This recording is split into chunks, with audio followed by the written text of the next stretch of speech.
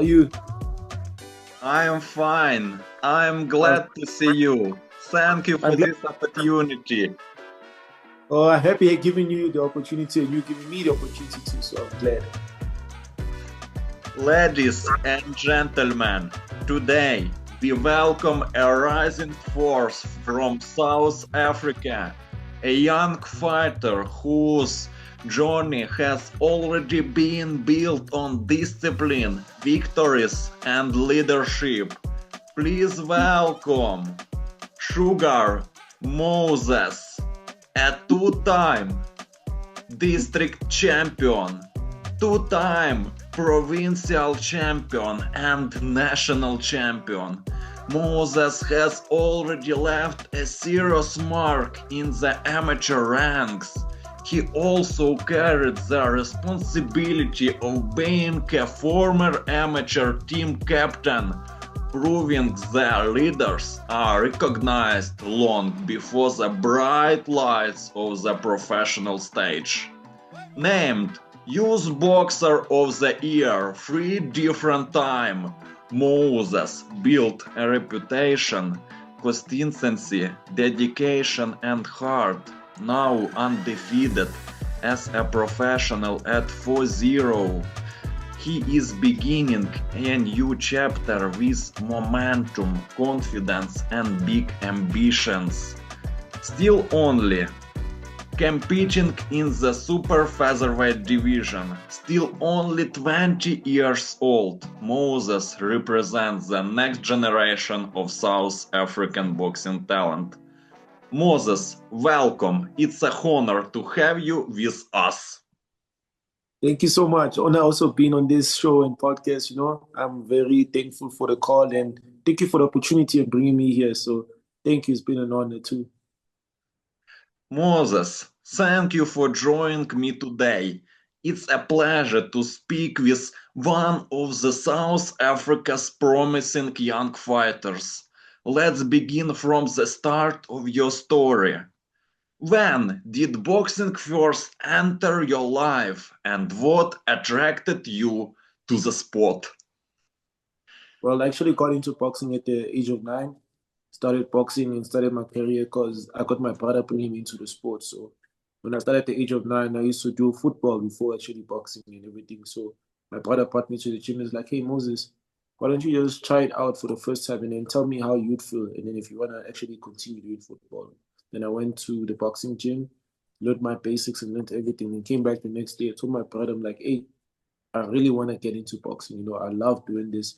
I have a different feeling of doing boxing and everything. Then I learned it, stay dedicated at a young age, from 9 all the way to 19, staying like and turning professional. So yeah, I'm grateful that I actually got the opportunity to give boxing a try and then look at where I am today. One of the most promising prospects in South Africa right now. So yeah, I'm grateful for it. Do you remember your very first day in a boxing gym? Yeah, I remember my first day. My first day was actually tough because I got in the boxing gym and the first thing we did was a like 15-kilometer run. And I was still 9 by that time. So doing a 15-kilometer run actually got me very tired. And when I got tired, I'm like, hey, do I really want to continue boxing? And the first day actually got me thinking a lot. Do I really want to go to the gym? Do I really want to stay in the gym and do boxing? Then I had a different mindset. I'm like, I really want to do this and see where it gets me. And then years went by. I told myself, I really want to be amateur champion. And I got the feeling of being an amateur champion. And I told myself I want to be a national champion. And I got the feeling of how it feels like to be a national champion too. And then I told myself I really want to turn pro one day, turn professional, and try to be a world champion, if I had to say so. Right now, that's my motivation. Every fighter has people who believed in them early. Support systems matter in difficult times. Tell us about yours. Who supported you the most when you first started boxing? I have my support system, which is obviously my family. My first one was my mom. She actually got me into boxing, like dedicated into the sport because I never really had a proper role model. So my mom actually built me up, telling me, hey, Moses, stay to the gym. My mom always used to tell me, put your eyes on the goal and make sure you stay locked in with that goal where you can go far. And then my mom, my brother, and then growing into life, obviously, it was my brothers too that I got motivated by. Then later on in the years, I had my girlfriend too motivating me to stay in the gym and boxing. So type of a relationship because she's also a boxer. So she's a national champ. So me seeing her being a national champ also motivates me to stay in the gym and that type of relationship with my mom, my brother, and my girlfriend actually build a motivation where I have to stay in the gym, I have to push, I have to work, and I have to be champion one day too. Champions are built through discipline and sacrifice. It starts young for many fighters. Let's talk about those early habits. What sacrifices did you make as a young boxer? The biggest sacrifices I took was not having a social life. One thing when I got into boxing, I told myself I want to be away from the parties, away from the friends, away from the clubbing, and have a mindset where I'm fully focused on boxing. Sometimes even I'll be fully locked in boxing and forget about school. So that type of mindset where I'm very hungry about being champion used to get me distracted in school where I don't really focus on my schoolwork. I'll be writing and writing, and I'll just be scribbling down notes and be saying, hey, I really want to be champion. I used to draw stuff in my book, especially at the back of the book about me holding belts, me holding medals and stuff. And then I told myself, I'm like, I want to be different from people, even if it means being away from people, not having friends. And then I told myself that one day when I do get better, I would have friends with the same mindset that I do and actually understand that, okay, Moses is in the gym every day. He's working every day, trying to be a champion. So that's the biggest sacrifice I took is just not having a social life. My biggest social life is boxing. I eat, sleep, drink, boxing. Everything I do is just boxing. So that's my biggest sacrifice. Your story is very interesting. How did you balance boxing with school life? The biggest balance I would say was, you know, just having two things. I never used to mix it up with three because I always put aside whatever comes in between. Like if I probably had a hobby or if I probably had dates or if I probably had meetings with friends, I'll just put them aside. I only have boxing and school. I'd make sure when I'm done with like school, I'll just change in my gear and run to the gym to make sure that I'm just fresh out of school and actually just have extra time to punch the bags, have extra time to shadow box, have extra time to actually do more work in the gym. And then me doing more work, I'd actually finish my workout session in the gym and rush back home, just take a whole shower and then back on my books. Back on my books, I'll probably do an hour or two and then go back on my phone and actually film study, watch boxing more, watch Floyd Mayweather, watch, Keyshawn Davis, to actually be a better boxer and learn from them. So my schedule was tight, but I managed to finish school too and actually pass and finish everything and actually managed to go professional too and have a proper amateur career. So it was manageable, I would say.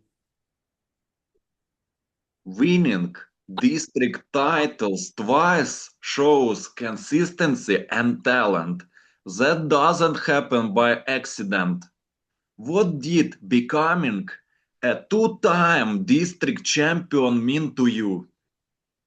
It meant a lot. It showed that I was different from people because I really put in my all. The first time felt good, but the second time felt better because I told myself that I can do everything twice, whether district, provincials, and nationals. I told myself I could do it twice. But I felt like the second time I did it in fashion because I was more disciplined and locked in the second time because I told myself I really want to put in everything. So I sacrificed a lot of time for the second time. And it meant a lot because I told myself I want to be different in the second time winning the district championships and the nationals, that's when sugar was invented. That's when I had a whole mindset of who Sugar Moses is. Then I told myself, I really want to take this far. So winning the second time, I had a mindset of going pro. Then here I am. It's all consistency. Provincial success is another level of competition. It usually means facing stronger opponents and more pressure.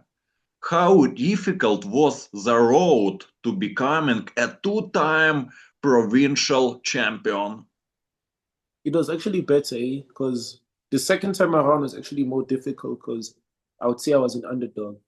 And an underdog meaning that everybody looked down on me. Nobody thought I was actually ready for the competition because they were like, I'm too weak for the bigger levels. Because the second time doing the provincials, I actually faced way more tougher because I became elite and I fought people that are actually older than me, more experienced than me, and they were more like national champions already. They were like 3 time and everything. And I had to go in the ring with them and step in the ring. I was younger by then, obviously, and my first time being elite. So I got in there, knocked out 2 SA champs, then got to the provincial championships and win, and I wasn't an underdog anymore. I had more respect on my name. So yeah, they were more tough opposition, but I was more focused on being better than I was the previous year. Something I call the Mamba mentality, where I gotta be better than I was the year before. And that's a mentality I took from Kobe Bryant, which is my inspiration that I carry from basketball to boxing because I learn more from him than I do learn more from boxing. So it's a good thing. You were an underdog, but you won. It's unbelievable. National titles separate great amateurs from the rest. It takes skill, mentality, and preparation. What do you remember most about winning the national championship? Being locked in for me, I would say, because in the national championships, I was more alone and more in my alone space. I only had my brother to depend on in my family. My family wasn't there specifically.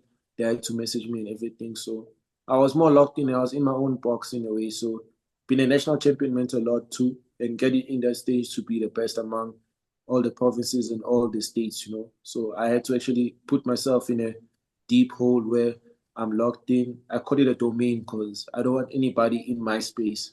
So that space where I had to think and build a mentality where I'm telling myself, like, okay, I gotta be outside and I gotta win. So the nationals went great. I fought obviously tougher people. It pushed me to my best and it had to make me dig deep to see who I am and how far can I push myself. Can I be in deep waters or can I be swimming with the sharks, I could say, because that's where I learned more. And then actually swim and became a national champion and proved that the sharks couldn't stop me. I was the bigger fish that day. And yeah, I got it. You are focused on winning. Leadership is earned in gyms and tournaments. Being captain says a lot about character. How did it feel to become amateur team captain? A lot of responsibility, so much responsibility because carrying the team isn't easy. And also having people look up to you is not easy because I had to be a good image for the people behind me at the same time. Even though I do feel fear, especially when I was as an amateur, I'd feel fear because I wouldn't like letting people down. I want to be an example to people on why you should work hard, why you should be champion, and why do I give you the reason to push and actually be your best. So it was hard in the beginning, but being captain taught me a lot, taught me leadership, taught me being patient, taught me how to communicate with people and learn with people. So it was difficult, but then I had to be an example and push everybody. So being a captain means standing out, and that's what I always do. A captain leads by words and by actions. Teammates look for example and guidance. What kind of leader were you as team captain? I'd probably say the best, if not the best, because I learned a lot from them and I had people I learned from too. So being that type of champ actually helped me shape myself and helped me be a better person. So I would say I'll put myself on top of the ladder way better. You know, I admire you and your brother. Being named Youth Boxer of the Year once is special. 3 times is expectational. What did winning Youth Boxer of the Year 3 times means to you? 3 times. It taught me that I stand out and I'm better than everybody, and my hard work speaks for itself. So being a 3 time champ actually makes me more focused, actually makes me more disciplined. And I always wanted to have those type of medals and trophies and actually being called the best boxer among everybody, being in a group where I'm special and special among everybody. So being 3 time wasn't easy. I had to work in the gym 3 times harder than I would than average people. So three times of work, three times of discipline, three times of focus. That's how my story actually put apart. So it was good for me. Recognition can motivate athletes to work harder. It also brings expectations. Did those awards and pressure on you? I did a bit because all the pressure made me better, I would say, because I believe in life you gotta have pressure for you to push. So I had pressure from my family, I had pressure from my girlfriend, I had pressure from my brothers, to actually be different. And I did. All the pressure made me who I am today. And all the pressure is still gonna make me a better boxer or a better world champion one day. So I feel like pressure makes you as a person. So definitely. We have brothers Klitschko in Ukraine. I think you and your brother will also become great. Every every amateur fighter has memorable battles. Some wins feel bigger than titles. Which amateur fight are you most proud of and why? There was a fight where I fought a guy who was African champion in my time. He was a youth African champion. I'll say that fight was more memorable because I wasn't in my best. I was actually weight trained. And that was a loss for me because I took a loss that day. But I actually fought against the odds because I wasn't 100% in that fight. But I performed like I was actually 100. I was weight trained. I wasn't actually at my best, but I had to push myself to be the best. And that was my most memorable fight because it actually pushed me to work harder the next year and be better and actually beat those people. So actually got better from there. So I would say my losses were my most memorable moments because they put me in the gym to work harder. So my losses made me, I would say so. Losses can teach more than victories. They often reveal what must improve. What did defeats teach you in the amateurs? And tell It me taught please me, about your first defeat. it taught me a lot, getting losses and taking all my losses. It taught me a lot because I only have four. And my first loss actually just made me go back to the gym and ask myself, do I really want to continue boxing? Do I really love this sport? Do I really want to be different from everybody? And then that loss hit me where I'm like, I don't want to take any more losses in my career. And then I only took four from all my amateur fights, but it all taught me discipline, consistency, stay in the gym, stay working. And I'm glad it did, because I learned a lot from my losses. Losses make people, like you said, it defines who you are and actually directs you to actually, do you want to continue that path because you went better, or you want to work harder to actually be better for the next win? So my losses turned into wins and always continue to be wins because I feel like you don't take losses in life, you take lessons, and it's a learning lesson every time. So I learn from my losses. Different styles create different problems in the ring. Experience sharpens solutions. What type of opponent gave you the most trouble as an amateur? I would say awkward fighters, or let me just say power punches in a way, because power punches are more difficult because power punches can catch you anytime. You get afraid of being inside because one punch can change the fight. You can get knocked out, you can get stunned because power punches actually stronger. So my biggest opponents were power punches, but I never lost to them, but I learned from them because that's my biggest fear is getting knocked out. So I learned from the power punches. Those are my toughest opponents, I would say. Turning professional is a huge decision. It changed training, mindset, and career direction. Why did you decide to turn professional in 2025? Well, turning professional was a decision that me and my brother took sitting down. It wasn't an easy one because I had to do my team trials of being in the Olympic trials soon, and then I had to take the decision on being a professional. Then I leaned more on being professional because I told my brother, like, we can actually be a world champion instead of waiting and waiting to be a world champion. But then turning professional was a lot. It wasn't easy, and I had to prepare myself mentally because the trainings are harder, the sparrings are harder. There's more people who are experienced in your level as a professional. So I had to stay consistent and turn professional. My first days went easy because I had top level sparring. I had to spar world champions. I had to adapt to a pro style, which wasn't easy. But then I actually adapted to a pro style, and I am a pro right now. So I would say I'm better for sure.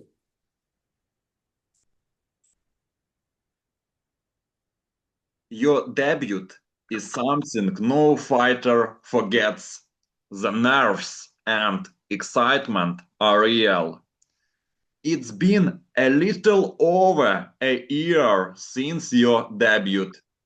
Your debut took place on April 25, 2025 years. What emotions did you feel before your professional debut?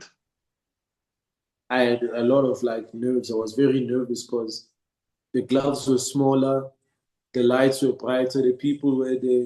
My family was there for the first time because I never had my full family coming to my fight. So I was more nervous about how I'm gonna perform than how the fight was gonna turn out. And yeah, my pro debut was great, I would say. It's one night I would remember always because I had my whole family, my crowd. I made a name for myself in my pro debut. So there's still more to come, I would say. You're, you're winning by knockout. This is amazing. Your knockout is amazing. Winning by stoppage in your first pro fight sends a message. Stoppage in round one. Did the debut TKO boost your confidence immediately? Definitely it boosts my confidence on a high level where I told myself I'm ready to take on champions. I'm ready to show my face there, put myself in the world because I feel like I have more power right now than I do in the amateurs because as a professional, I feel like my power is going to make a difference and just going to have more knockouts, I would say, because nobody's on my level. I'm better than everybody right now, I would say. Um, Winning by TKO in your first fight is a statement. It tells people you belong. Did you expect to stop Leroy Boysons that early? Yeah, I actually did expect because I believe that I was levels above him, way more experienced than him. And I feel like I could have taken him out. And in the first round, it's one thing I timed and planned for. So I actually did get the win. And I was excited that I actually got him out in the first round and made a statement. So I planned it and I knew it was going to come. Moses, now I'd like to go through your professional fights one by one. Every fight tells a story and shows growth. Let's begin with your second fight. Your second fight came against Sacha Tesner. Every new opponent brings new challenges. What did you know about Sacha Chesner before the fight? He was a strong guy, like very strong, very difficult because fighting a style like that, he was a come forward, power puncher. Like the guy knew how to punch and knew how to come forward and actually was more experienced than me. And I gave him his first loss. And being in that camp, I wasn't fully, let me say, locked in because I had a lot of stuff going on. And then going into the weigh-in, I actually felt more dehydrated, more like I was in myself in a way I could say so. And then just being in that environment, then going to Carnival was different because Carnival City, I had big lights, a bigger crowd, bigger people coming to see me. And I told myself, I'm like, hey, this is going to be more of a difficult fight than I thought it was. I was very nervous because The first fight went well. In my head, I had expectations for the second fight being the same. And then I had to tell myself, okay, Moses, you have to lock in. The whole family's out there watching you. You gotta be different and show them you're prepared in the camp. The fight went well, but didn't go as expected like I wanted it to. But I outboxed Sasha Tesna and still got the win, But I told myself in the third fight I wanted to do better. So that's how the fight went out.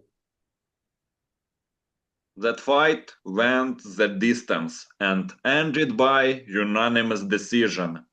Sometimes rounds teach more than knockouts. Did going 4 rounds with Sacha Chestner help you development?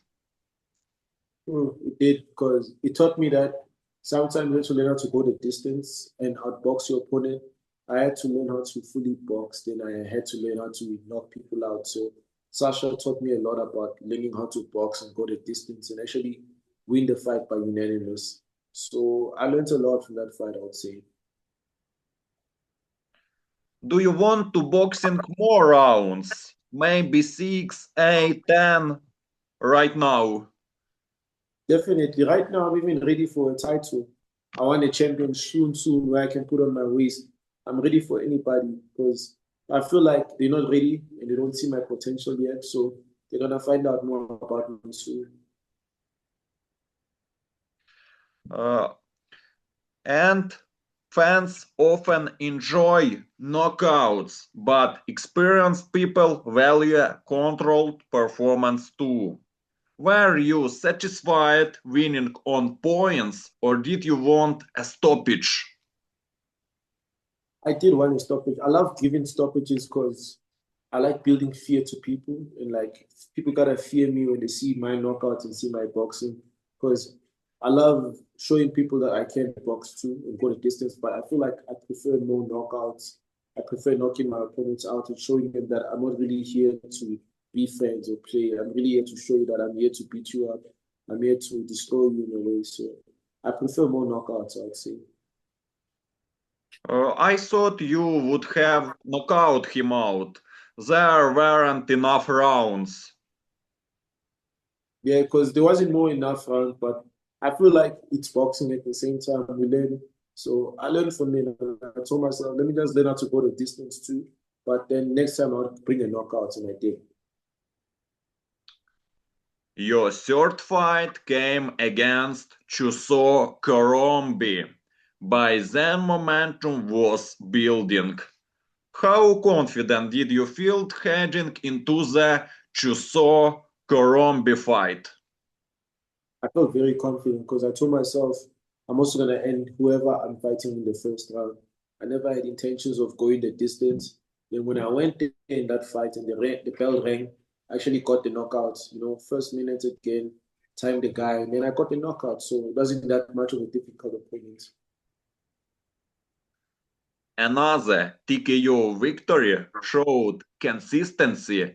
That is how prospects build reputations. What made you able to stop Chuso Korombi so quickly? I was more experienced than Tuso, I would say. I had more strength in him. I had more boxing IQ. I had more ability to do than he was. And I had more confidence because Tuso seemed afraid. And him showing me that he was afraid, I could actually take him out in the first round. So it wasn't that difficult, I'll say. It was a very easy fight for me. How was your preparation for the fourth fight? My preparation for the first fight was actually more difficult because I was adjusting to a pro style, adjusting to leaving the amateur style and being a different person. So it wasn't easy, I would say. I had to learn a lot as a pro, but then I got to it and learned a lot from it. How serious of a challenge was Zvelakhen Hlapo? It was difficult because I couldn't take the guy out in the first round. I love doing first round knockouts, second rounds, but then with him, I actually tried to prove myself to my coach because I told my coach, let me box him for the first 4 rounds and then I'm gonna put him out in the later rounds. Zwelakio was tough because he didn't take it easy. He came to fight and then I had to show him I was a fighter and actually did and got the fourth round TKO knockout. Winning 4 in a row builds momentum and confidence. What did reaching 4-0 mean to you personally? It means that there's still more to come, and it showed me that I want to be 10 and 0. I want to be 20 and 0, 11-0, whatever the number's got to be. But I want to show that I'm the best, and I want to show that I want to be champion, and nobody can defeat Sugar Moses. Starting 4-0 with 3 knockouts is impressive. Fans notice fighters who finish fights. How would you describe your professional start so far? I would say my professional style is a boxer puncher because I'm a boxer puncher like Terence Crawford. I can switch too. I'm a boxer puncher like Keyshawn Davis. I just come there to fight, But at the same time, when I'm fighting, I can show you my skills. So my style is unique. I also have a Sugar Ray Robinson type of style in me where I have my rhythm, I have my style, I have a beautiful jab, and I can work. So that's my type of style. Knockouts create excitement, but technique creates longevity. Do you chase knockouts or let them come naturally? I do both, to be honest. Sometimes I do chase the knockout, and then if I don't see the knockout coming, I'd let the knockout come by me just boxing and showing my technique because I feel like I can set up the knockout properly. Like I have a better mindset than most people. I actually can think more and set up the knockout more when I'm in the ring. So I would say I do both. Chase the knockout, and if I don't find it, I let it come to me. Moses, now I'd like to talk about boxing beyond your own career. Every fighter studies the sport deeply and takes inspiration from others. Let's begin with the legends who influenced you most. Who was the first boxer you truly admired growing up? My first boxer I truly admired was Sugar Ray Robinson because Sugar Ray Robinson had a sweet style, very rhythmic. I would say he had a great rhythm, he had a great jab. So when I first started boxing, the first thing I actually watched was Sugar Ray Robinson. That was the age of 9. And I told myself, I want to be like Sugar Ray Robinson, get a lot of knockouts, but also have a beautiful style people enjoy watching. So my first inspiration was Sugar Ray Robinson. He worked hard and worked to be where he is today in the pound for pound list. Many young fighters imitate someone before finding their own identity. It's part of development. Which boxer did you try to copy when you were younger? Keyshawn Davis and Terence Crawford, those were my two boxers I tried to imitate because the boxer punches come forward, had a nice start, nice technique. So the two boxers I'd love to imitate, and I still try to imitate till this day and build my own unique style behind this. Terence Crawford and Keyshawn Davis. Oh. How do you like the fight between Kishon Davis and Denis Birinchik? Yeah, obviously Birenchek is from Ukraine, so I don't want to say nothing bad. But it was a great fight. Birenchek was a good champion, and Kishon had to put in the stoppage, and the body shot was a perfect timing because I felt like Birenchek had good legs, good rhythm, he had good punches. So the body shot had to time everything, and the body shot actually got the win for Kishon. Denis Birinchik is very small. He's small, but he's strong, to be honest, for me. He's a very strong, and I loved him as a champion in 135. Styles in boxing create endless debates among fans.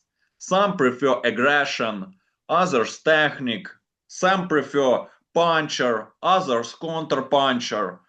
What style do you enjoy watching the most in boxing? Technique. Someone who can do everything. I like watching someone who can do everything. He can counter punch, he can box, he can use speed, he can use power, he can he can make everything in 12 rounds. That's the type of boxers I do watch because I try to learn how to control the same way they control. So I would say a boxer who uses technique and everything is my favorite fighter. There are slick boxers, pressure fighters, punchers, and counterpunchers. Each style has beauty. Which style is the hardest to face personally? The hardest style I would say is people who can use their reach because when you're trying to close the distance, you have to have a perfect jab, perfect feet, good conditioning. So I feel like that's a more difficult style is outboxers. People know how to box on the outside, you know. People like from Ukraine, they're good because they know how to use their feet. People from Kazakhstan too, because they know how to use their reach too. Uzbekistan, it's mostly people from that side who know how to outbox. So I'll say their style is more difficult because they know how to use their feet, their range and everything. So I would say that's great. Ukrainian, Kazakhstan, Uzbekistan. This is Soviet school. Fans always love talking about pound for pound grades. It shows how people view skill. Who is your current pound for pound favorite boxer? Current pound for pound favorite boxer, I would say, is Shakur Stevenson.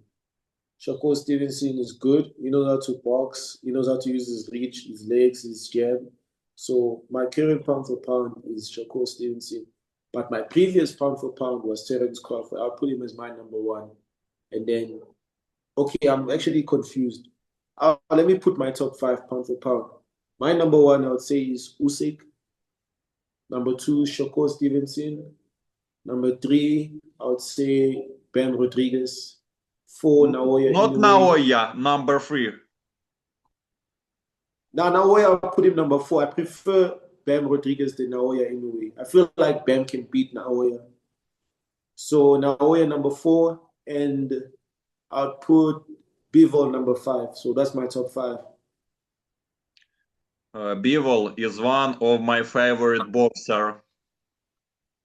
I would agree. But number one is Usyk. Usyk is better than most of them. Yes, I agree with you. By the way, are you waiting for the fight Shakur Stevenson versus Gervonta Davis? I would say Shakur Stevenson. But to be honest, I would say Gervonta Davis can beat Shakur Stevenson because Gervonta is the best punches right now in boxing. So I would say Gervonta Davis can make an upset and beat Shakur Stevenson. Gervonta Davis won't knock out Shakur. I would say he would knock out Shakur because Gervonta's got perfect timing, and having that type of timing in boxing is very gifted, and you gotta have more knowledge and more technique behind it. So I would say Gervonta can beat Shakur Stevenson for me. Heavyweight bring drama. Speed fighters bring art. Boxing has everything. Which weight division do you enjoy watching most besides your own? I would say super lightweight division is a very interesting weight division. 140 pounds have a lot of good fighters, you know. We have Shakur, we have Keyshawn, we have Richardson Hitchens. We have a lot of like great champions in that weight division. So I would say 140 is my favorite division that I love watching. Every generation has superstars that inspire the next one. Which modern boxer inspires you the most today? Shakur Stevenson, Uh, maybe Shakur Stevenson, Naoya Inoue, Bam Rodriguez, or your brother. I would say obviously I'll put my brother first. He inspires me because he makes me stay in the gym. He gives me that competition, and having a brother in the gym pushes you. And I believe that my brother actually makes me want to push in the gym because I always want to be better than him. Try to show that I'm better, but we actually both push each other. So My brother's my biggest inspiration. Number two, I would say my biggest inspiration is Shakur Stevenson because I believe that he always wants to prove a point to people that even if you're an underdog, even if you're not getting the biggest fights, you can actually perform and show people that you're better than everybody. So those are my two favorites, I would say. What kind of Shakur Stevenson fight are you waiting? Maybe Shakur Stevenson versus Devin Haney?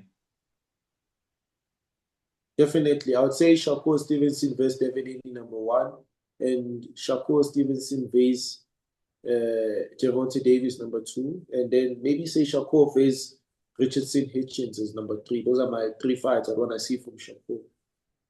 Yes, yes. Beautiful, beautiful fight.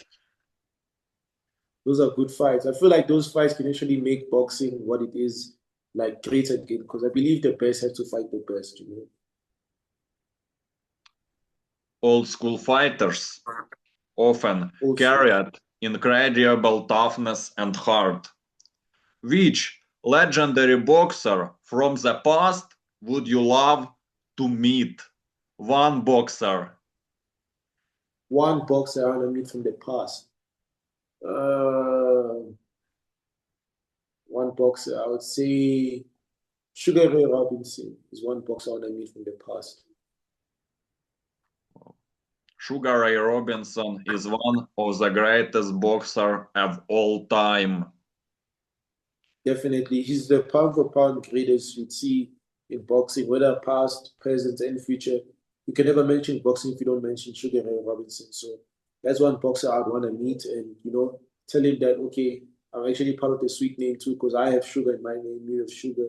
So we're going to make boxing sweet, you know. Some boxers win with brains more than power. That can be fascinating. Who do you think had the highest ring on IQ in boxing history?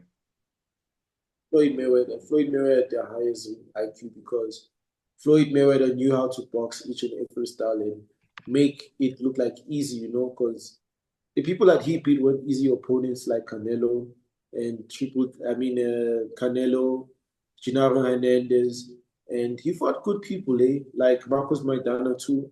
He showed that every style can be broken down and be made easy. So I believe Floyd Mayweather is the greatest technician and greatest boxer when it comes to IQ and boxing. Floyd is still smart because he made good money. Exactly. That's the biggest thing I want to do. I want to be like Floyd and make a lot of money in boxing and make sure when I retire, make sure you're a top name like Floyd Mayweather. Power punches can change a fight in 1 second. Fans never forget them. George Foreman, Mike Tyson, Deontay Wilder. Who is the hardest puncher you have ever watched? Hardest puncher I said I ever watched is Mike Tyson. Mike Tyson is definitely the hardest puncher in boxing because he had a lot of first round knockouts the same way I had first round knockouts. So Mike Tyson is one of the hardest puncher I'll say in boxing. I agree with you. Mike Tyson is the best boxer of of 18th. That's true. Great fights stay in memory forever. They inspire fighters to train harder. My favorite match is Thrilla in Manila. Muhammad Ali versus Joe Frazier. What is your all-time favorite boxing fight? My all-time favorite boxing fight, I would say, is Terence Crawford versus Canelo Alvarez because those were two of the best in our prime, two of the biggest stories because we had one guy coming in as an underdog because Terence Crawford was called the lightest guy because he was moving up to super middleweight, so they said it was impossible. And then you had Canelo, who was the champion and the face of boxing. So It was a battle of who is the best man in boxing. So I would say Terence Crawford versus Canelo is my favorite fight ever. Tell me honestly, who did you bet on before the fight? On Terence Crawford Crawford. or Canelo? It was Terence Crawford. I actually put all my bets, even among my friends, I bet on Terence Crawford because he was the underdog. Obviously, he was going to make more money, and I actually believe that Terence Crawford could beat Canelo because styles make fights, and Terence Crawford's style was more elite than Canelo. Why did people bet on Canelo? Many people. A lot of people believe that power could change the fight, but they didn't believe in technique, because they thought that size and power had an advantage in that fight. But I believe that styles and technique actually got that fight. And Terence Crawford showed more of a show and style and the technique on how to beat a fighter like Canelo. I believe Terence Crawford actually beat Canelo better than Floyd Mayweather. So Terence Crawford put on more of a performance than Floyd. Some fights are wars, others are masterclasses. Both can be special. Do you prefer brutal wars, big drama show, or technical masterclass fights? I prefer technical masterclass fights because I love fights that I can go back and watch and learn, and put it in my own style because I believe in watching technical fights makes you better as a fighter, makes you as a student of the game in boxing, learning how to hit, not get hit, adjust, and become a better fighter. So I prefer technical fights more than I do prefer brutals and slugfest type of styles. I prefer watching technical boxing, something I can be educated and learn from. Many people rewatch certain fights again and again. Which fight have you watched the most times? Which fight have I watched the most? I would say Terence Crawford versus Errol Spence is one fight I watched back to back to back because Terence Crawford beat Errol Spence at his own game and in a way where most people didn't believe that Errol Spence could get beat that bad. So I would say Terence Crawford versus Errol Spence is one fight I watch constantly and back to back.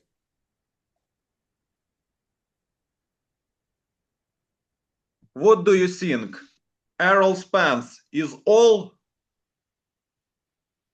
I believe Errol Spence can come back in the ring and do more damage than he did before because nobody's too late to join boxing and it's never too late to make a difference.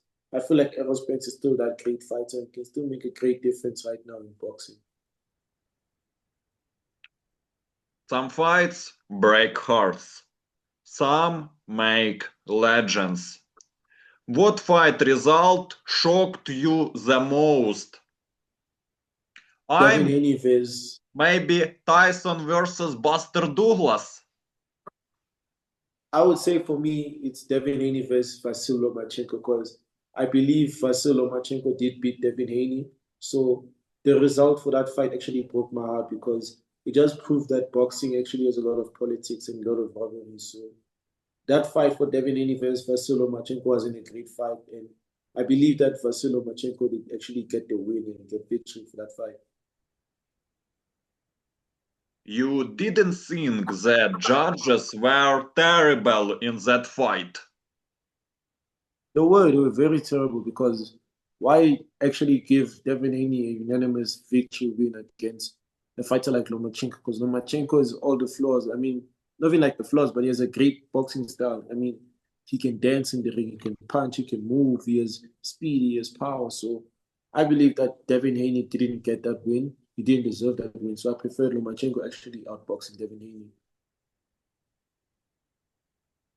It's just that Lomachenko is not so media.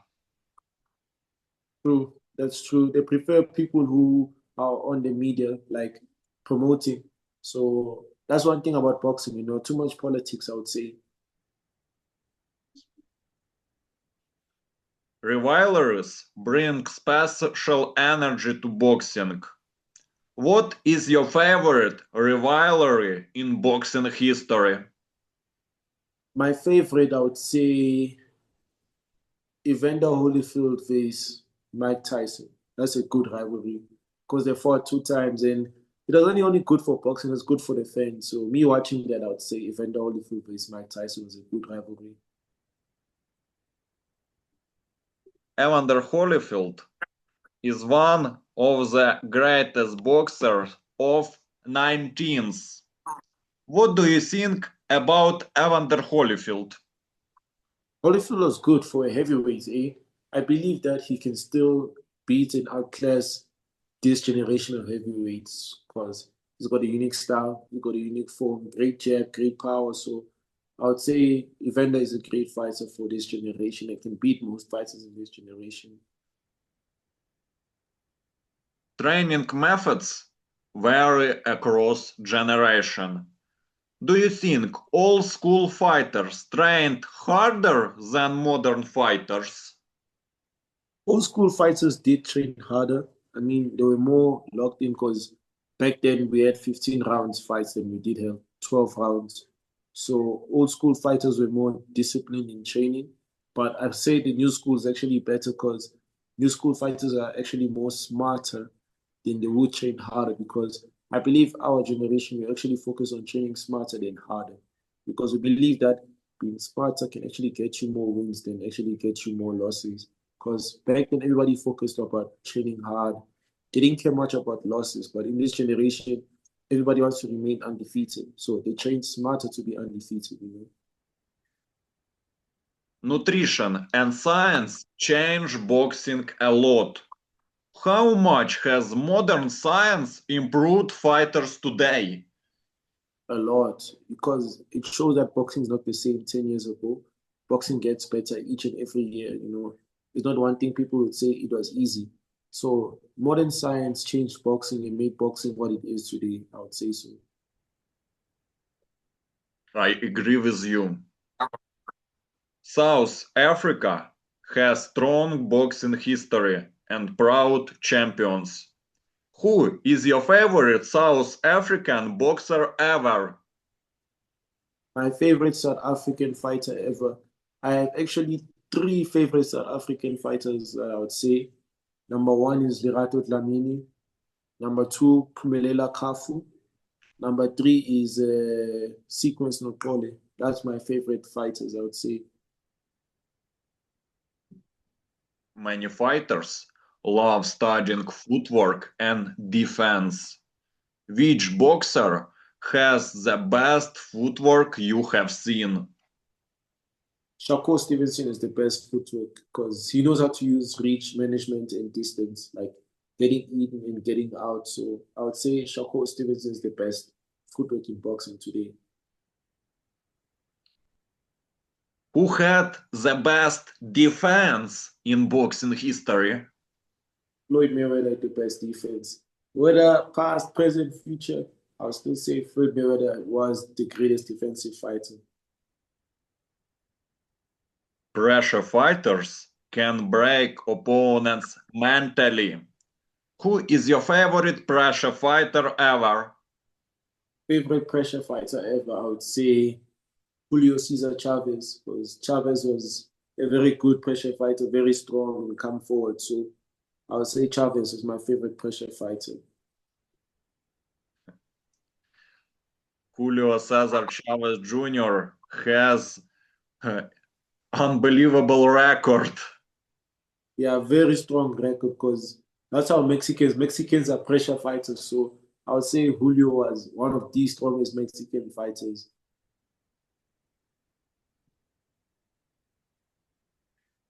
Some champions suck it through mentally above all. Which boxer had the strongest mentality in your opinion? The boxer with the strongest mentality, I would say, is Floyd Mayweather because he believed that he could stay undefeated and walk through everybody. So Floyd Mayweather had the strongest mentality because he'd put in extra rounds in sparring, extra rounds in pairs and bags and work different, you know, work harder than any fighter. So I would like to have a type of Floyd Mayweather mentality where nobody can beat me.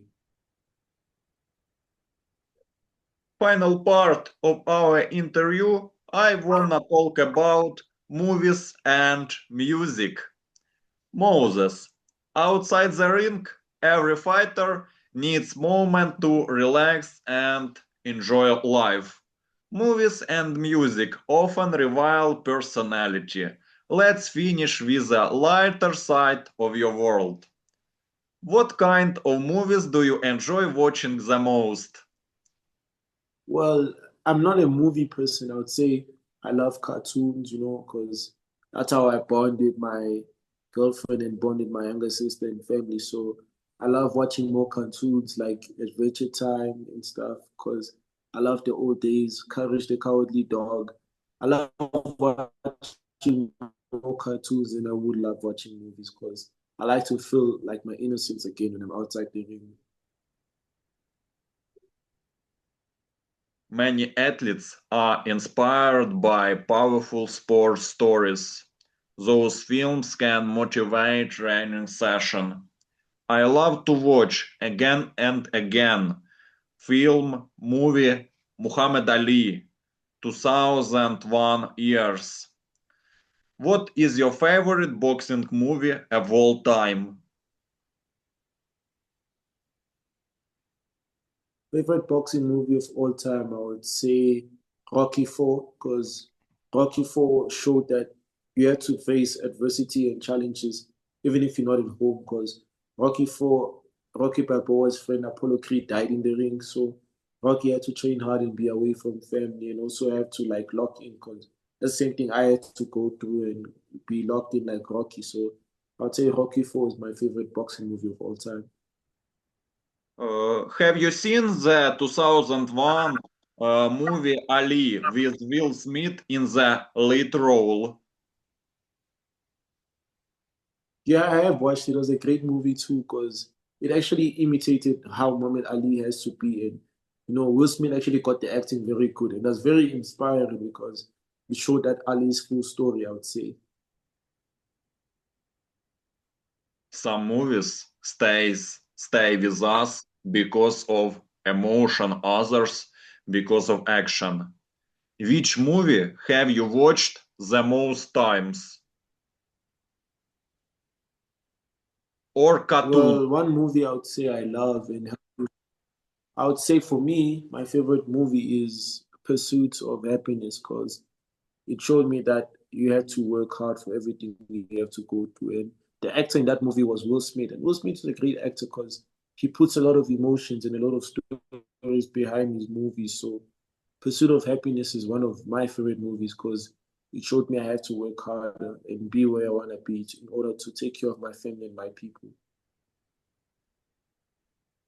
Will Smith is my favorite actor. Champions often He's my can. favorite actor too. Yes, continue. Oh, it's okay, it's okay. Champions often connect with characters who overcome struggle. Is there a movie character you relate to personally? One movie character I'd love to meet is Michael B. Jordan. I feel like he's a great actor, and has a very good confidence and good physique in terms of his workout. So, one actor I would say I love is Michael B. Jordan. He's a very good actor. Music can change mood instantly. It can calm or energize a fighter. What type of music do you listen the most? Well, I have two type of music I listen to. It's actually three. It's rap, R&B, and pop. So those are my three favorites. Every athlete has songs that create motivation before work begins. What song gets you ready to train hard? Michael Jackson, I would say, my favorite song because there's a Michael Jackson song I love. It's called Blood on the Dance Floor. So it gives me that mood where I want to dance, and every time I get in the ring, I want to actually give blood to people and enjoy the dance at the same time. Tell me, please, about the song to which you go out to fight. Why this song? The song I love to go out when I want to fight. I'm thinking of my next one, which is Frank Sinatra. I feel like Frank Sinatra is a nice artist, so that's one song I want to come out to. Frank Sinatra. I think it's I did it my way. Frank Sinatra. I did it my way because everything I always do in my life, I did it my way, and being a champion too. Do you already have a dream walkout song for big fights? Will you keep this song? Yes, it's Michael Jackson song, that I wanna come out to when I fight. I wanna come out to Thriller for Michael Jackson because I believe I wanna be that type of scary guy in the ring and bring scary energy. So my type of title fight, I wanna come out with a Michael Jackson song. Do you listen to music before fights or prefer silence? I prefer silence because I like to fight against my thoughts and be alone with my thoughts. So I don't really listen to music before my fights because I feel like every time I gotta lock in and speak to myself and know myself before the fight. So I prefer more silence than I do prefer more noise.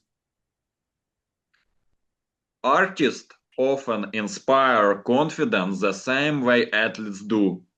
Who is your favorite music artist right now? Favorite music artist right now, I would say, is J. Cole. J. Cole is very humble, very in his own space, and does stuff that he wants to do. He doesn't like pleasing people. He believes that he's the greatest, but doesn't want to show people that he's the greatest. So I love J. Cole. He's a good rapper.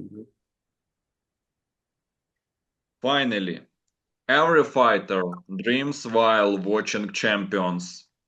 One day, when fans watch your fights, what do you want them to feel?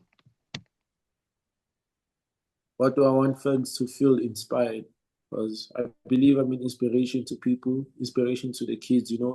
I want to show people that anybody can be a champion one day, even if you're a nobody. I want to show to people that hard work and dedication can get you there, and self belief and self confidence can actually get you far in life. So I believe that you gotta stay disciplined, and when people watch my fight, they gotta feel inspired and feel like they can learn something from me, not only from my boxing style, but from my personality. So that's what I feel like I can bring to the ring for them. Moses, I truly wish you greatness on this journey. May the road ahead lead you to sold out arenas, world titles, and unforgettable nights that boxing fans will remember for years. You have already built a strong foundation through discipline, victories, and hard work. Now may the biggest rewards come next. I hope one day you walk into a massive championship arena under the lights with the sound of Michael Jackson playing through the speakers, the crowd on their feet, and the whole world watching a future champion make this moment. May you stay healthy, stay focused, stay hungry, and keep improving every single fight. May your hands be sharp, your mind calm, and your heart fearless when the pressure is highest. I wish you to become a world champion, then a unified champion, and one day the undisputed king of your division. May your name be respected in South Africa and across the boxing world. Keep believing, keep working, and keep rising. Your story is only beginning, and the best chapters are still ahead. Thank you so much, and thank you for having me. I appreciate being on the call and the platform, and I also wish you the best and wish you interview more great champions. This is just a start, and I wish you the best on your journey on everything that you do, and stay focused. And you're doing a good job for us fighters, giving us this platform to be out here and giving us a platform to express ourselves. So I'm very grateful for the opportunity you give us, and continue to stay blessed. Continue to do what you do and be the best guy out there. Don't let nobody tell you that you can't do it, and do everything you can to be the best. And thank you for everything. Stay blessed and stay humble as you are. Thanks a lot. Goodbye, my friend. Goodbye. Thank you.